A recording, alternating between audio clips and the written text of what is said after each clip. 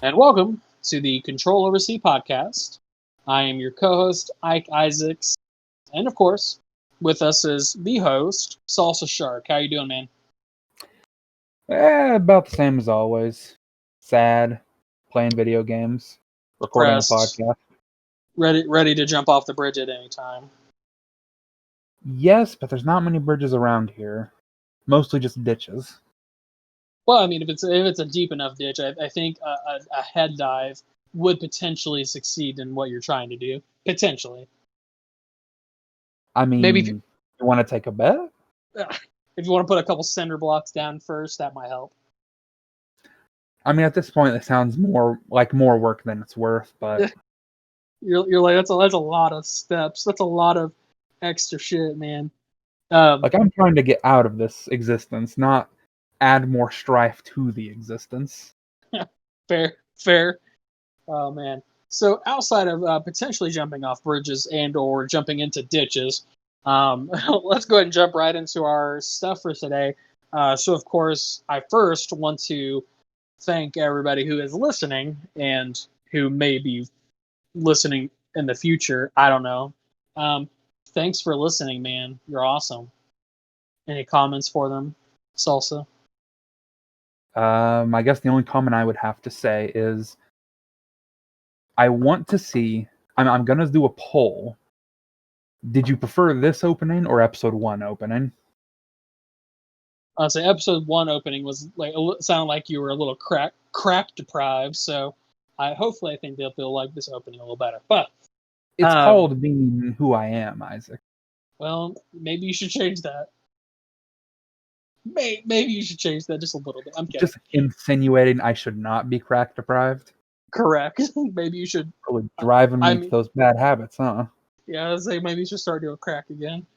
I liked it better when you didn't hit bomb me. I'm kidding. But so I guess to start out, we kind of just want to recap a little bit what we talked about last time. So for folks who listened to the last podcast, I actually got a couple of comments on the very interesting title, which was the ethics of selling consoles during a pandemic,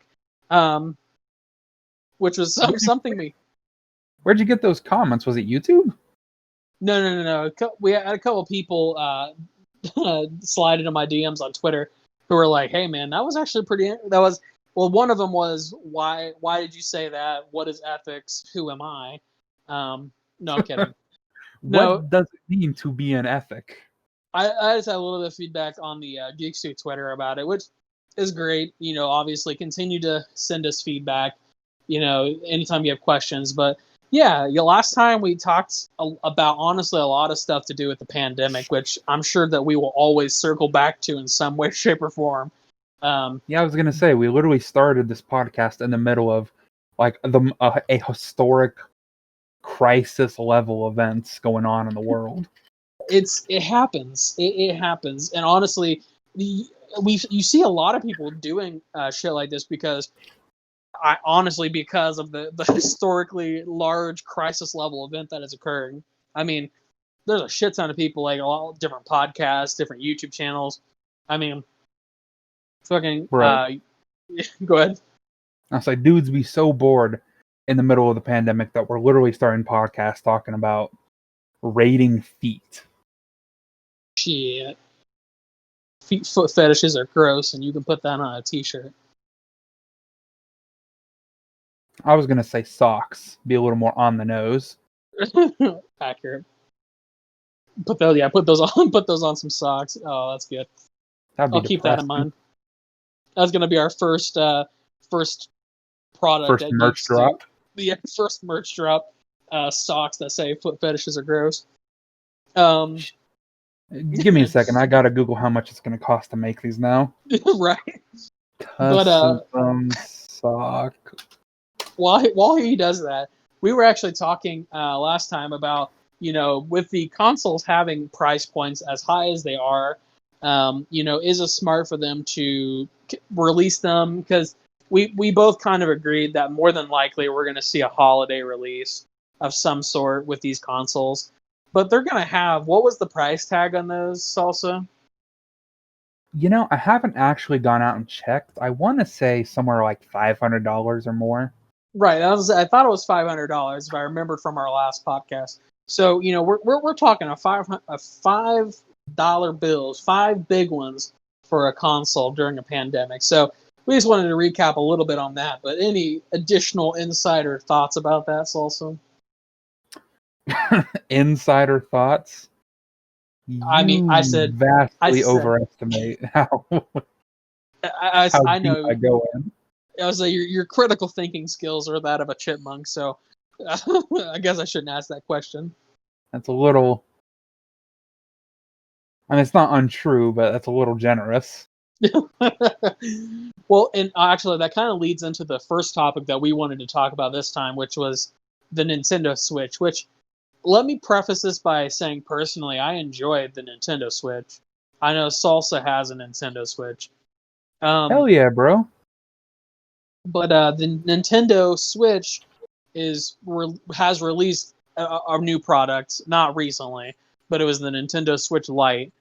And Salsa, what are your feelings about the Nintendo Switch Lite? I am going to be 100% honest. It probably the dumbest thing I've ever seen. I would agree. It was like when they made like the DS Lite. They were just doing it to put products on shelves to stay relevant. And I mean, I get it. Nintendo's always out here trying to make that big buku bucks. But I don't know. It was like they were trying to capture the success they had with the DS Lite and the 2DS.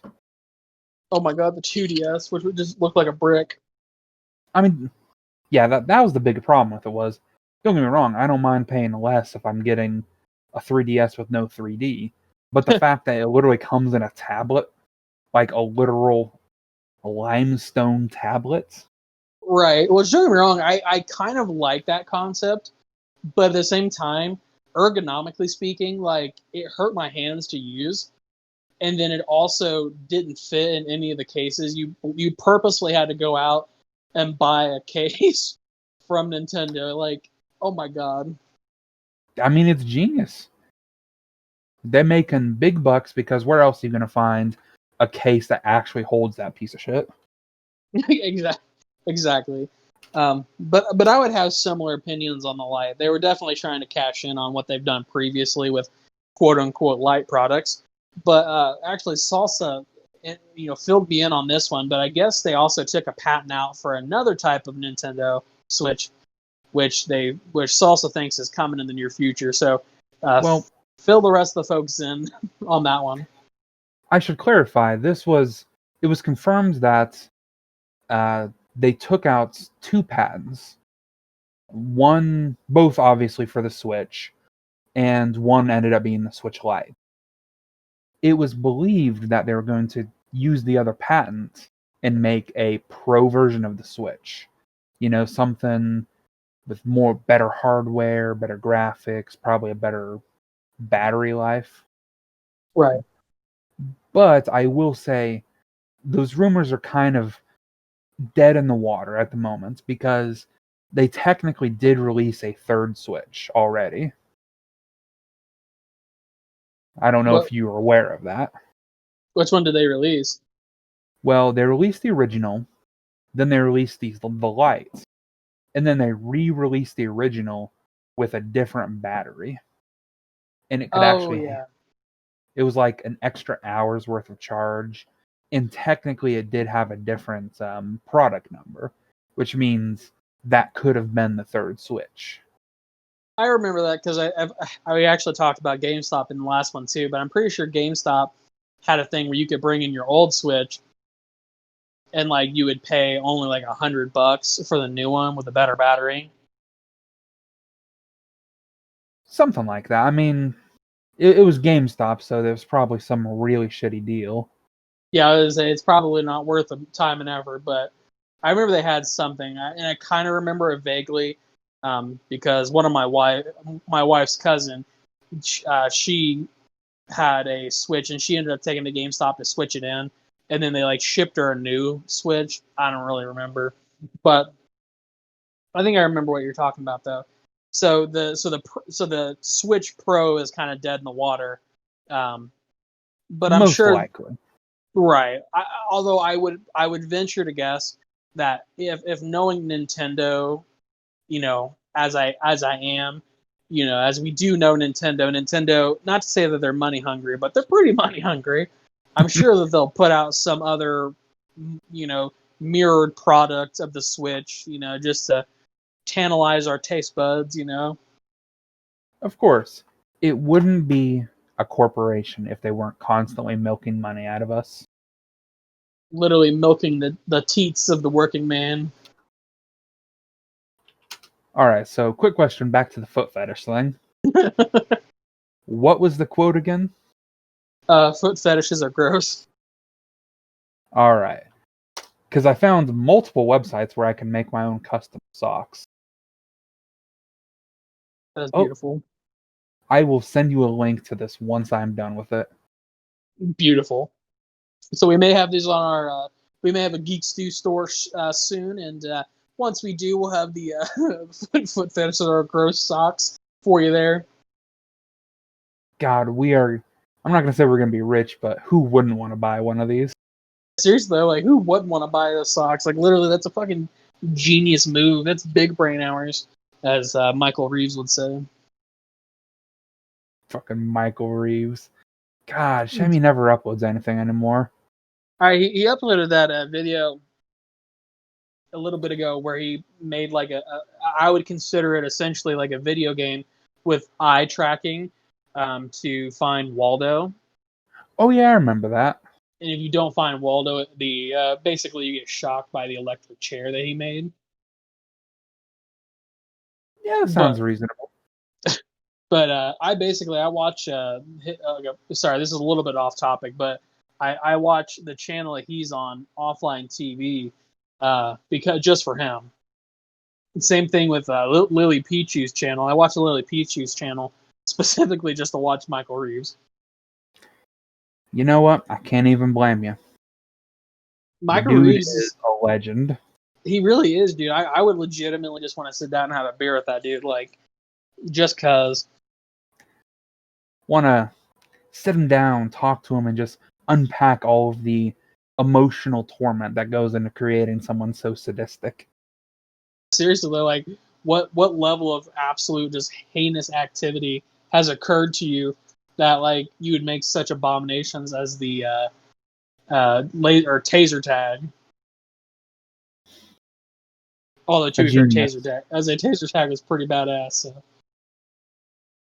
He was ahead of his time.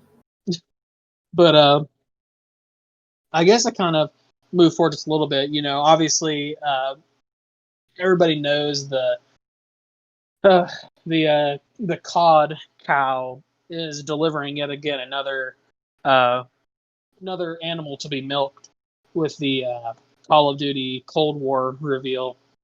But before we do that, we want to kind of look back on when Call of Duty was good. It's like they used to be a very high quality game. Right.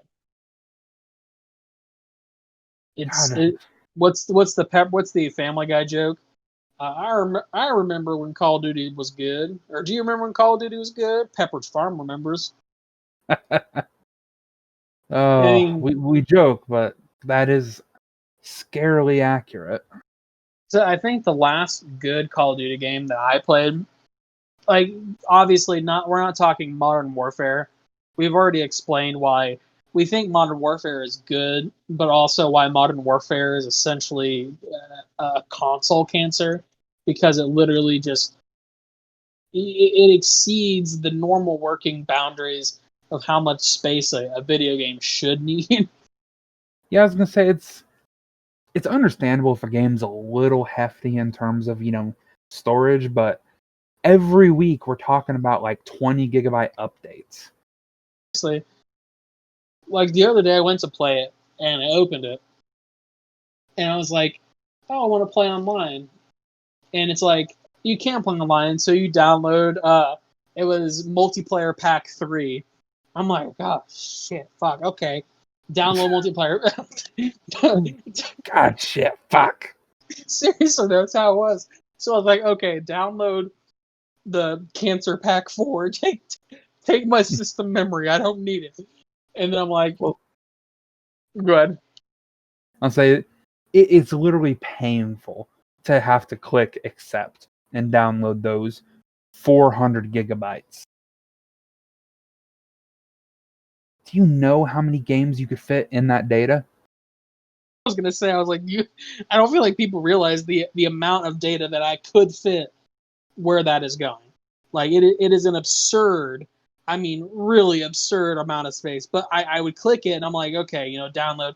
And then I'm like, okay, I'll just play some offline, offline gaming on here, like an offline multiplayer match with bots.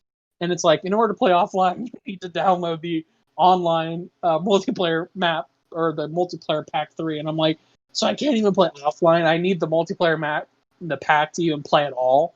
Like, what if I wasn't connected to the internet? Like, would it let me play? Not Answer's connected to probably the not. internet? Go fuck yourself. Seriously. And then I went and clicked on the story mode. I was like, okay, I'll just play a story mode mission.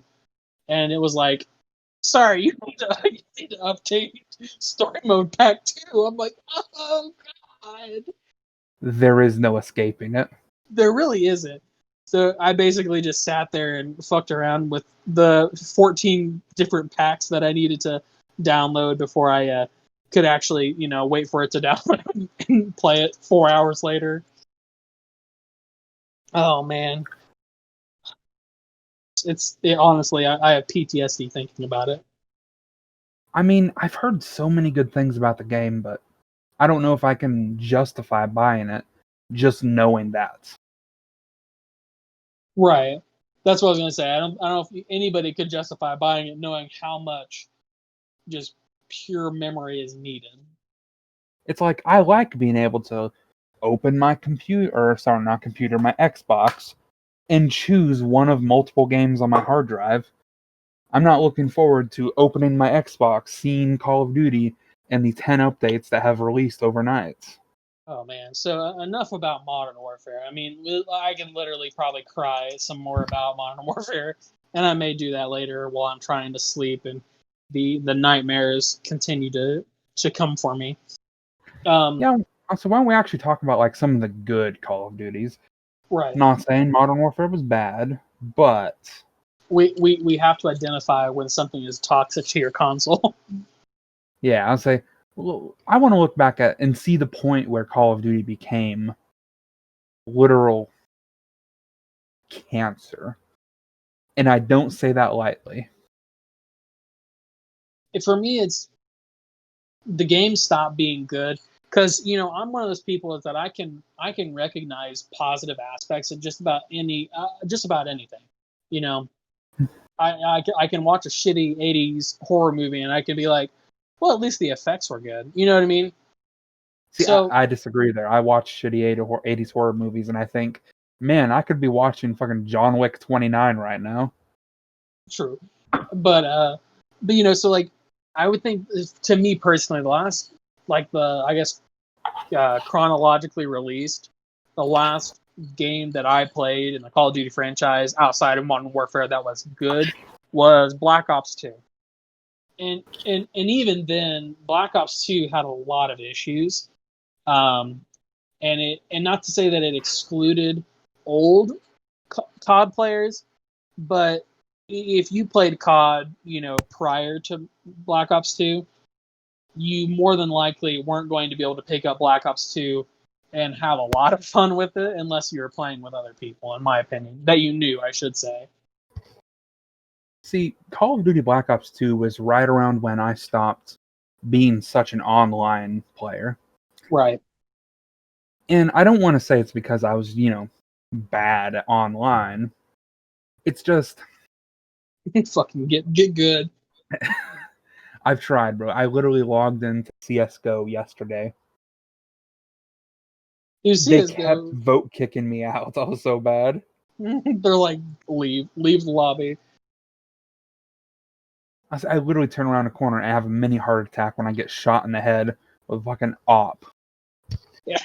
You're just like, how does everybody have an aimbot? Like, how does everybody use a lobby? have wall hacks and aimbot. Yes, I literally, I'm coming in and I can't spray because I know the spray is a little wonky in the game. Taking individual shots trying to hit their head, and within a split second, I get murked. Just But absolutely brain blown. that's a whole other topic. We'll talk about the declination of CS or Counter Strike some other time. But no, so But you were saying Black Ops 2 was around the time you stopped playing online. yeah, and I stopped playing online right around that time because, friends were getting older, stopped playing games. So really, I didn't have people to play with. So I was at the mercy of playing with randos, which is always, I don't know if we're going to say a 50-50. It's literally like 80-20 at best. Oh yeah, 20% you have someone who's not going to scream at you and call you racial slurs for no reason. true. But like Call of Duty Black Ops 2, the story mode, horrible. The multiplayer was the only saving grace of that game, and that's when Call of Duty started moving into emphasizing their multiplayer capabilities and just throwing in single player to trick people into buying the game. Right, and that's what I was gonna say is because I will say one of the downfalls of like Call of Duty Modern Warfare, the originals like 1 and 2, was that there wasn't an offline mode that you could play by yourself other than story mode. Um, Yeah. with like Black Ops and Modern Warfare 3, and I think Black Ops 2, you could have bots, or there was another mode like for Modern Warfare 3, it had a survival mode that you could play by yourself. Um, but with Black Ops 2, like you said, they basically threw in the single player, but they really emphasized online gaming. But not And everybody could do that. I get that that's their strong suit. They had a fan base who on average were very happy about playing their online content. But I've always been more of a story driven, I like RPGs and fantasy stories and sci-fi. Never was that good with fast-paced online competitive shooting. And I would say the same thing. Obviously, I'm not that big into RPGs because I know like you're really big into what were you big into Fable? Did you like Fable? Not really, funny enough. I liked Fable 3, but I wasn't around when Fable kind of kicked off. I was Right. more of like a Oblivion, Skyrim, Fallout New Yeah. Vegas. So yeah, so you were really into those games, and don't get me wrong. Like I appreciate story-driven games because I like horror games. Horror games are probably my meat and potatoes when it came to me Well, playing video games in a way. I'll say that depends. What do you mean horror game? Well, like Silent Hill, Resident Evil. See, Um, I don't classify those as horror games. Resident Evil was more of like a zombie survival.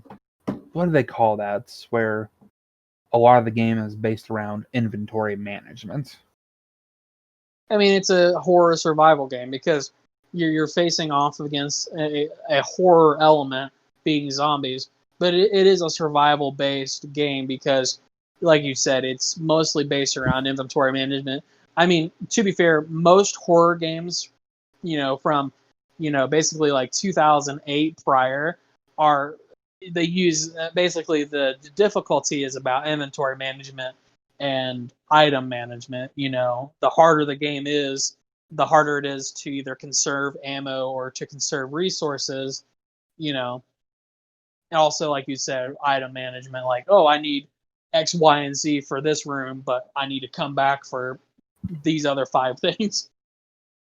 See, I just don't know if I would call Resident Evil or Silent Hill a horror game. Like, in my opinion, those are more like a thriller or I don't know. Like, in my mind, a horror game is more like Cry of Fear. What was that one that was really big about like ghosts and stuff in an asylum and you have a camera? Not not out. Is it? It's not Outcast. It's It might be. I remember the first one, you're some dude in a leather jacket in first person.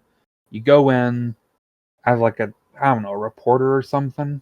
Yeah, is it Outcast? Let me look. I want to say, yeah, Outcast sounds familiar. Or was Outlast? Yeah, Outlast was the Okay. movie, or the movie, the game. Outlast was, but and here's the deal: I see where you're coming from, because in a lot of those games, there's not really the ability to fight back, which I guess could play into the fact that it's a horror game. But also, like I enjoyed like the Friday the 13th game. I enjoyed other games like that. I mean, to each their own. But I would consider all of those to be horror-based games because, especially if you look at some of the, for instance, Resident Evil 7. Resident Evil 7 was definitely a horror game. I mean, 7, yes, I will agree. But I think it is important to note that game by game, it can change. right, but overall, it's a horror series because, like, the first game, for instance, for its time, was probably the top of the line in regards to horror games and horror franchises. So I would consider Resident Evil horror franchise.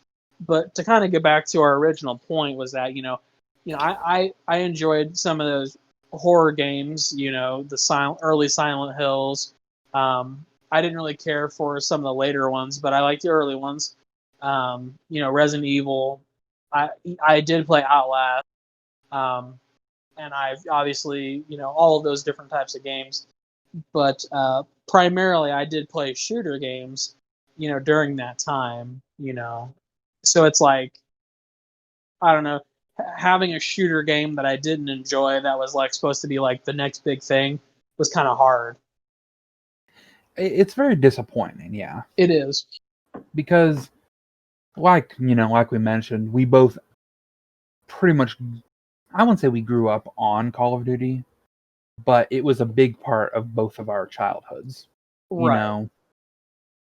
I Kind remember, well, go ahead. you were saying? No, I was just gonna say, kind of like we talked about in the previous episode, that Call of Duty was sort of a tentative element to our development as gamers overall. Yeah, I would say so. It was kind of, in my opinion, it should have been Battlefield, but Battlefield wasn't what it is today. Right. It wasn't where it needed to be yet. Yeah. So Call of Duty sufficed. And I think it was pretty integral to where we are now in terms of our enjoyment for like tactical, military shooters in general. Like, I ain't gonna lie, I am a huge fan of what is that game? Ghost Recon. No, maybe it is Ghost Wildlands. Yeah. And say, I see. Like, I couldn't really get involved with Wildlands, but I like Breakpoint. That's Ghost Recon, isn't it? It is, and that's a very bold statement. Well, I don't know. Like when I played Wildlands, it was just obviously I know that Breakpoint is also glitchy, but when I played Wildlands, it just felt so unpolished that it was hard for me to enjoy. But to me, Breakpoint it had enough polish that like I didn't hate it. You know what I mean? See, it's weird that you say that because that means you would have played Wildlands in its early kind of probably the first year when it came out. Yeah, and honestly, I it was the first year that it came out because I remember we played it together a little bit, but I just kind of dropped off of it because there was other stuff that I was playing, and like I don't know, I honestly it may be part of my uh, millennial ADHD or whatever, but like if if something if I don't click with something immediately, the likelihood of me returning to that is very very slim. Like that's why I like Resident Evil. That's why I like um that's why I like Horizon Zero Dawn, because I click with it and I can come back to it. Yeah, let's not get back on Horizon. We've talked enough about that so far. Right, you're right. We did, but I was just saying, like, just generally speaking, those games I clicked with, so I was able to play and be like, oh hell yeah, let's go do it. Yeah. Well, my thing about Ghost Recon Wildlands was in year one, it was a horrible, broken, buggy mess. And if you went to my like Xbox profile right now and go back a few years ago when the game came out, my profile it was nothing but like uploads of random glitches I found. Like Yeah, literally I one remember that. time I experienced the glitch where I got in a helicopter and it just started going up. No button I hit would stop it from rising. So I jumped in the passenger seat and it started to go back down. Jump back in the pilot seat and then it would only go down and wouldn't go up. I hit the ground so hard, and by some miracle, my guy exited the vehicle at just the right time that he landed on the ground with no damage. But for a solid 5 seconds, the entire game inverted. Like, literally, my guy was standing on the ground upside down as if the sky was down. Sky falling down, down. Do you know how bad a game has to be for that kind of thing to happen? and But and see, and that's kind of where it came for me too. Is that like honestly, like because I remember when we first saw it, and honestly, we're gonna harken back to another game from years and years ago. But what was it? Division, Rainbow Six Division, or is it Tom Clancy's The Division? yeah, Tom Clancy's The Division. So, and honestly, Tom Clancy's The Division had a similar issue that I had with Wildlands because they were both so hardcore in regards to DPS that like See, you're mistaken though. Wildlands wasn't DPS. Wildlands was an authentic tactical shooter. One bullet can kill a man. Breakpoint originally was DPS. but breakpoints change now where You it's can not you change to can non DPS. right and honestly that's why I like breakpoint because when I played breakpoint in its early days it was still fun like it was DPS but it was still fun and then when they opted to give you the option to remove the DPS system I honestly I like the game 100% better now. You know, honestly, now that I think about it, I'm trying to remember if Breakpoint was even DPS. I know it was I don't level think it based, was. you know. It was level It based, but I wasn't. don't. It wasn't DPS. You're right. So, and you're also right because I was remembering incorrectly.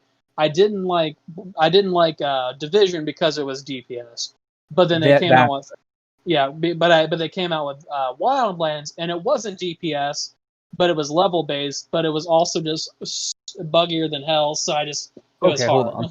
on. Well, let me just clarify.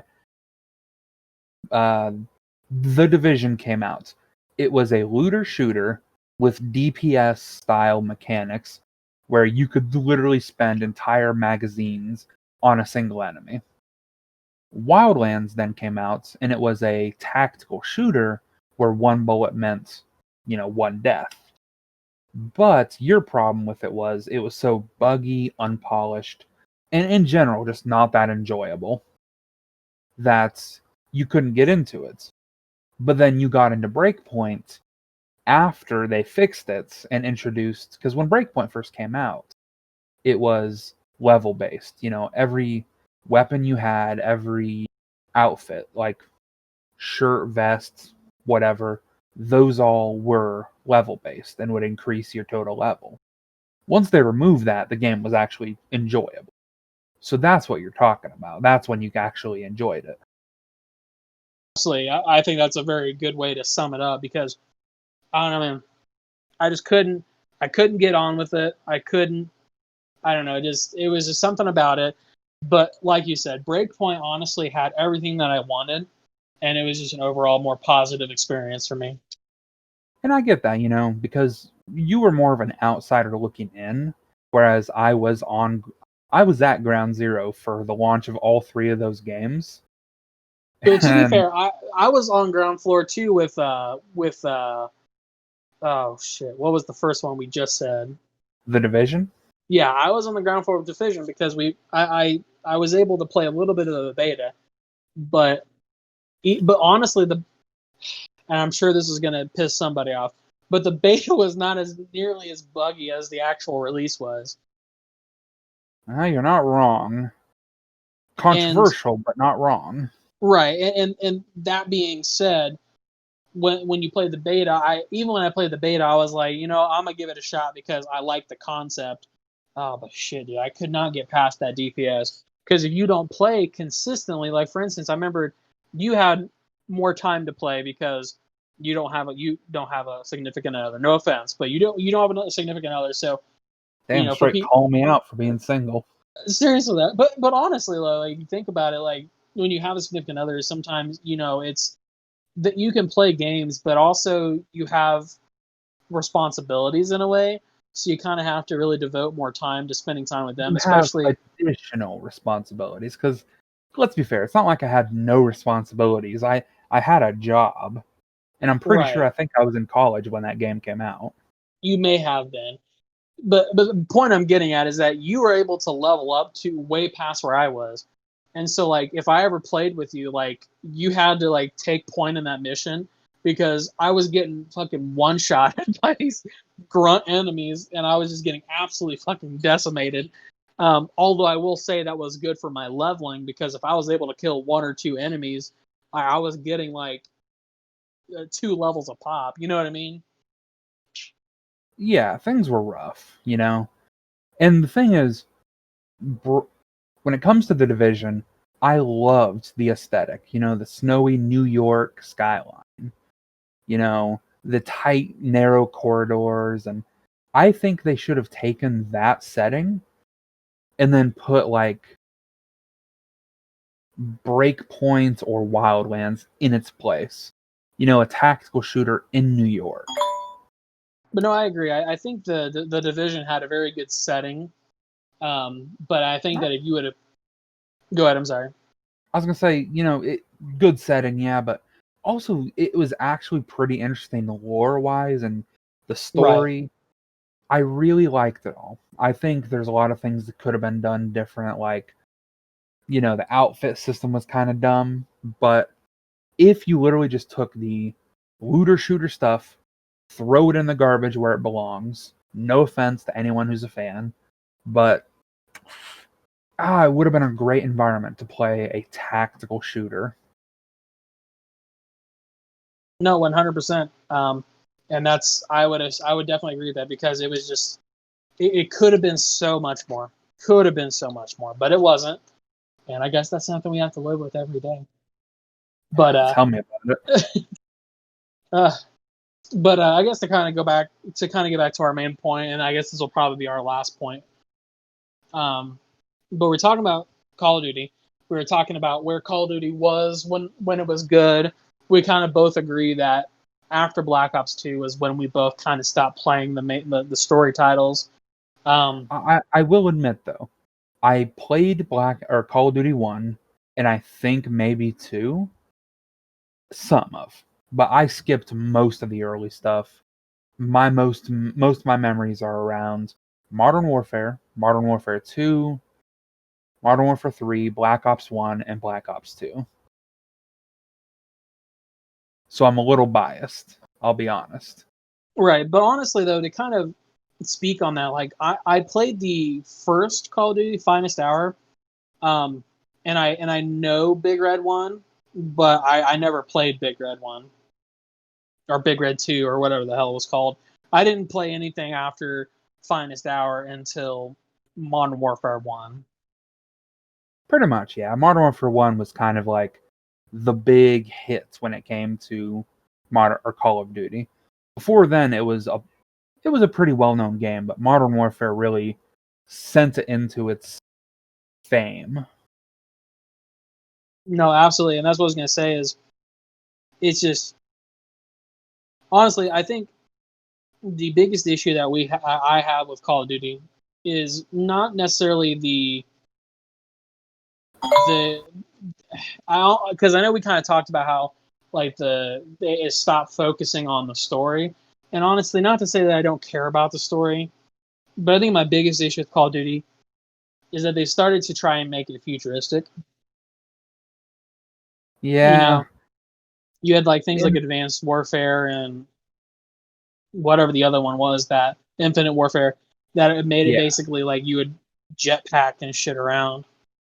the problem was they kept speeding up an already fast game Yeah, because Modern Warfare and Black Ops moved quickly. But once they started implementing, you know, grappling hooks, rocket, I don't even know what to call them really. Like, the jump packs or whatever they called yeah, it. and like those weird robot suits. Yeah, exosuits. Yeah, that's it. Like, once they implemented those, the game became all about reflex and not about skill. It Right. was about if you see your opponent first and you're moving fast enough, they don't have time to react to you existing even. Whereas the old games felt more like you're on an even playing field, and as long as you run at the enemy with a gun, you have a good chance of beating them. Unless they have the UMP 45 or the Spaz 12, then you're Bruh. dead from across the map. I know we all joked about, oh, you're a tryhard if you use the UMP 45. Come on, bro. It was just a good gun. Get over it. Right. I would do silencer and rapid fire. Mm. Bro, I'd do Silencer and FMJ. yeah. Say silencer and FMJ is good because you got that piercing, and then in addition to being quiet. But Oh, yeah. I liked it to be quiet, and I wanted to shoot as fast as possible. You run it with scavenger. Oh man, you could Mm. literally be smoking people for days. I'll tell you who I hated, though.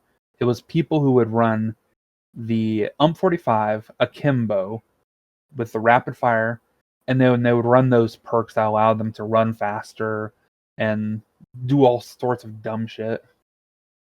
Yeah, That was kind of where Call of Duty started breaking down into the faster you are, the better you are. not necessarily. You can be more tactical because in the earlier games there was a level of being tactical, especially if you played hardcore missions or search and destroy. I didn't personally enjoy search and destroy game modes, but I did like hardcore game modes where it Yeah, was about your reflexes. It was about your ability to you know you not necessarily be good. I don't want to say get good, but basically your ability to tactically and quickly approach yeah. a game and be able to win. I've always been a fan of the hardcore game modes because I always felt like the problem with a standard Call of Duty is too much health, guns don't do enough damage, Right. and sometimes your UI is just too distracting. I like the minimalized, where you have nothing on your screen, maybe just an ammo counter, and the whole game is literally you get shot once, you're probably gonna die. Yeah. So you have to be real lucky not to. But to kind of finish that off, we kind of started this talking about Call of Duty Cold War. Now, I Yeah. really don't have much information on this, but what kind of did you see about Cold War and where the franchise is going now? Well, as of right now, the only thing online is the teaser trailer. There's no gameplay. It's literally just some goofy little taking themselves too seriously, like, oh, remember the past, or you'll be doomed to repeat it.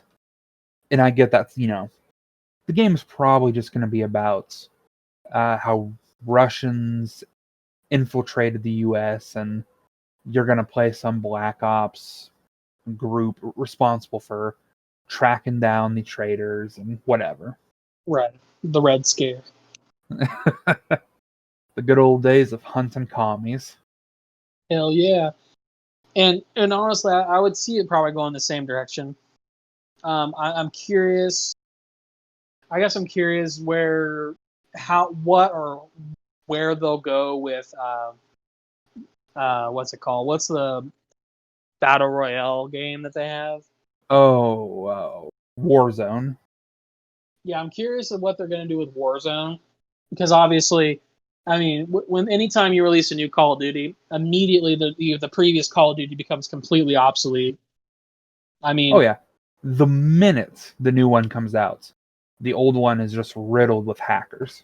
Exactly. I literally the other day, and it pissed me off so much, I decided to boot up Modern Warfare 2, which was a mistake.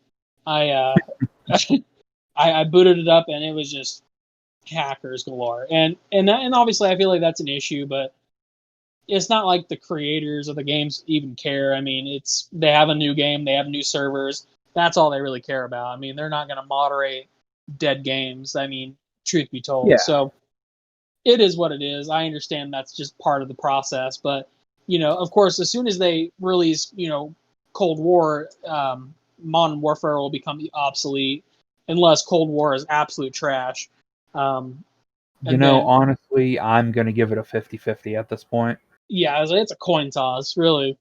But then again, they're literally going back and digging up the grave of a beloved series, the Black Ops. I won't say beloved. I'll take that back. The first one was beloved. The second one was tolerated. The third one and the fourth one were dog shit. I've never even played the third or fourth one, if I'm being real. I touched them once, and I had to scrub my hands with rubbing alcohol just to feel clean again. And that's what I was going to say too. Is they're going to be treading old ground. I mean, that's just a given. And and one of the issues with treading old ground is you're really gonna step on some toes. I mean, and not in a good way, not in a foot fetish kind of way either. You're just you're gonna step on some toes in a bad way. And you like Please stop talking about feet. But I feel like Warzone, it's been such a cash cow for the Call of Duty franchise, and I feel like it's going to become obsolete as well. Or if it doesn't become obsolete, it's going to devolve a little bit because there are going to be people who are like, well, we want new content in Warzone. So I kind of wonder if Warzone will just kind of evolve with all the new games that come out, I would put money on they're going to keep updating it and keeping it with the times, because let's be fair, it's a free to play battle royale, and every game studio right now just loves to make battle royales. They know how much money those fuckers pull in. A lot. I mean, look at, what was it, Fortnite? Worth literally billions of dollars now. It literally started out as a free game, and it exploded. I remember when they first announced Fortnite, it wasn't a battle royale.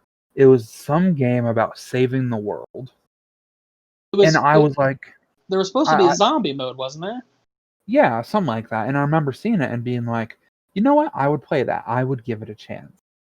But then they're like, oh, we'll just make a battle royale mode to satisfy the beta players. And everybody was like... Yeah, I was going to say, when's the last time you even heard about the single player mode? I'm actually Googling it right now just out of curiosity, but... See if they ever actually made it. Let's see.